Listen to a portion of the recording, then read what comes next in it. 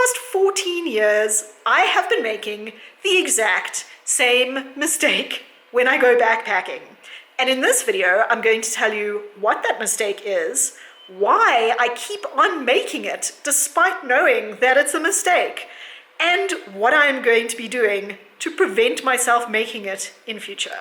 Welcome to Roughing It with Ruth, the channel where everything is a bit rough around the edges. So the mistake that I make is something that I think a lot of YouTubing backpackers would classify as a real rookie backpacking mistake, and that is to not test out new gear thoroughly before taking it on a trip.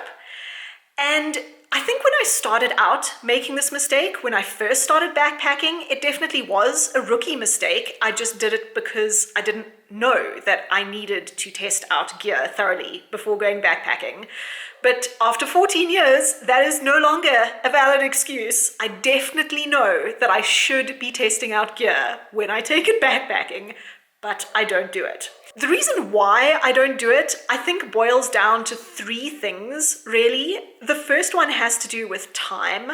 Although I do plan for my backpacking trips quite a long time in advance, and I do a lot of preparation hikes and all that sort of thing beforehand, I do still end up running out of time before the trip. And inevitably, something has to fall by the wayside, and what falls by the wayside is the testing of the new gear. The other thing that I think definitely makes me make this mistake more often than I should be making it is that I'm not a rookie backpacker anymore. And unfortunately, sometimes that makes me a little bit overconfident in my own skills. And I think, I've used similar products before, or I'm really good at just making a plan if things don't work out. So it'll be fine. I can just test it on the trail, and whatever happens, happens. We'll work it out. And in some cases, that is true and it is fine. But when it's not fine, you really kick yourself for not having tested it. And that actually brings me neatly to the third reason why I think I do not test gear, and that is because I underestimate the consequences of not testing it.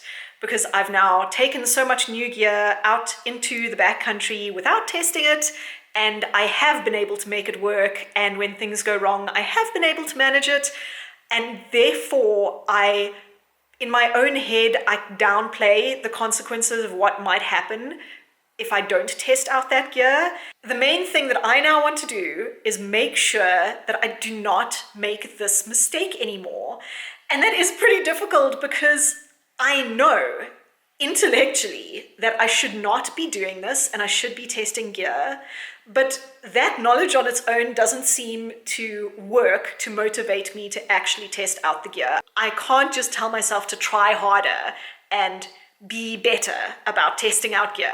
So, what I have decided is that I need to make gear testing more fun before I go on a trip so that I am motivated to do it, and I need to have something that holds me accountable for testing gear before I take it on a trip.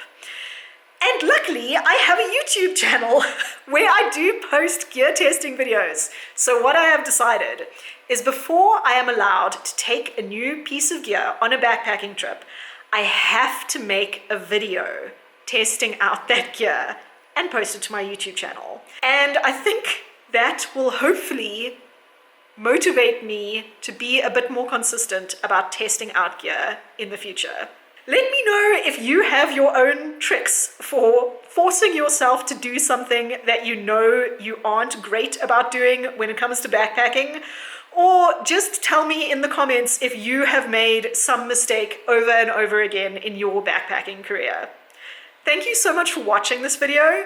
If you would like to see more videos from me, then you can click on my channel name to see videos that I've made in the past, or you can subscribe to my channel to see videos that I'm going to make in the future.